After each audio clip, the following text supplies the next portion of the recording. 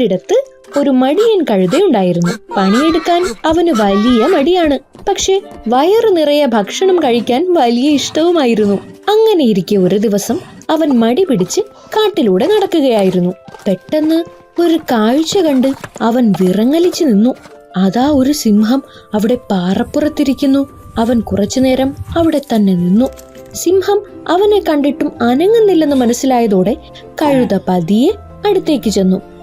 ആശ്വാസം. ഒരു വലിയ സിംഹത്തിന്റെ തോലായിരുന്നു അത്. ഒരു പക്ഷേ ഏതെങ്കിലും വേട്ടക്കാർ ഉപേക്ഷിച്ചിട്ട് പോയതാവാം. അത് കണ്ടതും ആ മടിയൻ കഴുതയുടെ ബുദ്ധിയിൽ ഒരു സൂത്രം തോന്നി.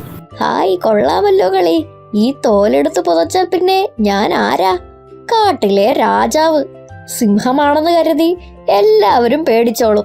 ഇഷ്ടമുള്ളിടത്ത് കയറി വയറ് നിറയെ ഇഷ്ടമുള്ളതെല്ലാം തിന്നാം. ആരും എന്നെ ഓടിക്കില്ല. ഇതും പറഞ്ഞ് കഴുത വേഗം ആ സിംഹത്തിന്റെ തോലെടുത്ത് സ്വന്തം ദേഹത്തിട്ടു.